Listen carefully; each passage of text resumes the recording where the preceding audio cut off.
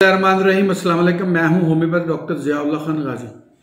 आज हम complications of wands यानी ज़ख़म की पेचीदगियों के बारे में बात करेंगे।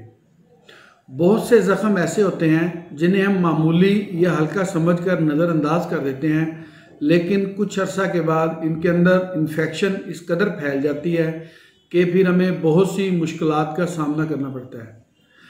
अब ज़ख़म चाहे मामूली हो या बहुत ज़्यादा हो, उसकी कॉम्प्लिकेशन में जाने से पहले उसका तदारक करना बहुत ज़रूरी है।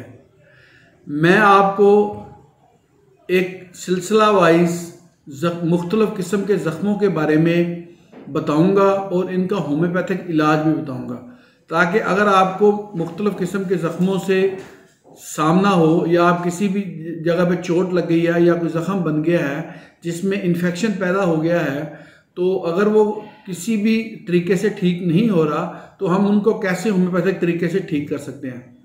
जैसा कि जो डायबिटिक पेशेंट होते हैं, अगर उनके पाँव के अंगूठे के ऊपर अगर चोट वगैरह लग जाती है तो वहाँ पर इन्फेक्शन हो जाता है और वो एक टाइम ऐसा आता है कि गैंग्रीन की शक्ल अख्तियार कर लेता है और ज़ख़म बढ़ता जाता है, जूं जूं पाँव काटने तक नौबत आ जाती है।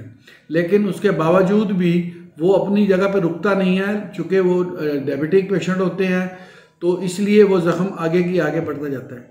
इन तमाम मराहल के अंदर हम होम्योपैथिक से कैसे मुस्तफ़ीद हो सकते हैं, मैं आपको इसके बारे में भी बताऊंगा और मुख्तलिफ़ ज़ख़्मों के बारे में आपको बताऊंगा कि कैसे उनसे हम निजात हासिल कर सकते। इसी तरह बाज़ औक़ात ज़ख़्म तो ठीक हो जाते हैं, लेकिन उनके ऊपर जो दाग रह जाता है, इनको स्कैर कहते हैं, ये भी बाज़ औक़ात दोबारा ज़ख़्म की शक्ल अख्तियार कर लेते हैं।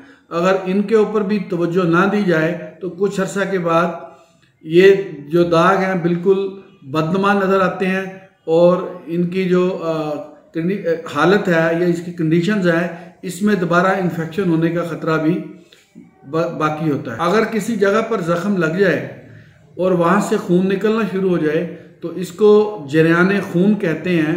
इसका भी होम्योपैथिक के अंदर इलाज मौजूद है, उसके बारे में भी मैं आपको बताऊंगा। अगर किसी जगह पर काले रंग के ज़ख़म बन जाएं और इनसे स्मेल भी बहुत ज़्यादा आती हो और इसमें रुतूबात बड़ी हो, तो इसकी होम्योपैथिक के अंदर दुआ बप्टेशिया है, जिसको 200 के अंदर इस्तेमाल किया जाता है।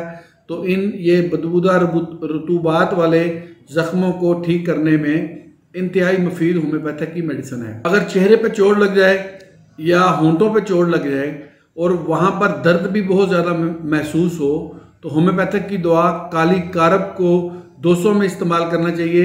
ये इसके लिए इंतहाई मुफीद होम्योपैथिक की दवा। अगर ऐसा ज़ख़म जिसमें ठंडक महसूस हो और एलोपैथिक इलाज से वो ज़ख़्म ठीक ना होता हो, तो उसके लिए होम्योपैथिक की दवा मरकसाल बेहद मुफीद है। तो मरकसाल को इस्तेमाल करें। ये उन ज़ख़्मों के लिए बहुत मुफीद है जिनमें ठंडक महसूस होती हो। इसी तरह आगे मैं आपको दूसरी वीडियोस के अंदर बाकी ज़ख़्मों के बारे में भी तफसील से बताऊंगा। शुक्रिया।